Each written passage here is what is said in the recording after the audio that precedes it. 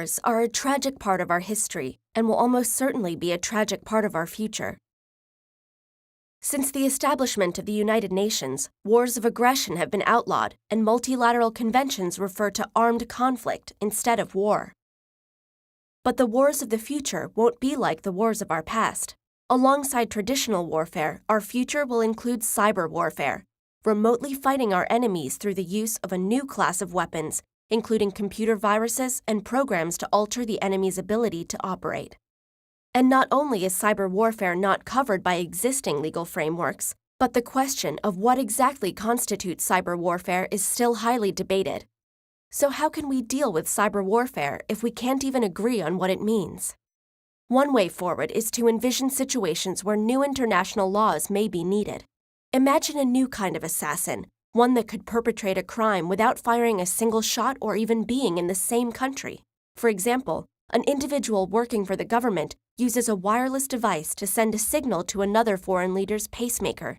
This device directs the pacemaker to malfunction, ultimately resulting in the foreign leader's death. Would this cyber assassination constitute an act of war?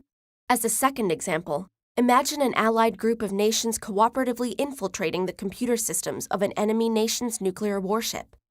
This attack results in a nuclear-powered aircraft carrier almost melting down, which was stopped just short of killing thousands of soldiers and civilians.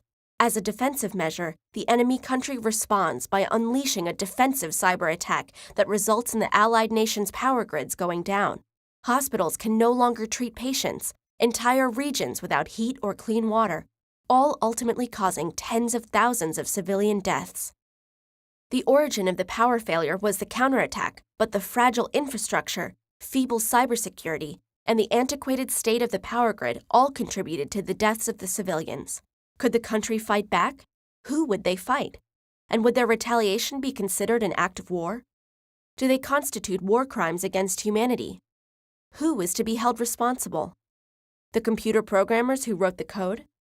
The military project manager who oversaw the creation of the code? The commander who hit the button setting off the event? The hardware engineer who created the computers knowing that they were intended to enable an attack?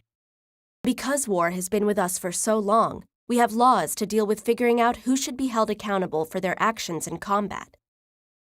These legal frameworks aim to contain and prevent atrocities from being more atrocious. Commandeering civilian planes and using them as weapons, dropping atomic bombs, the use of gas chambers or poisonous gas in conflict.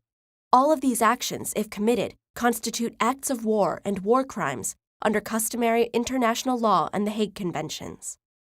Again, the current legal framework stays silent on hypothetical questions and countless others because there are no easy answers.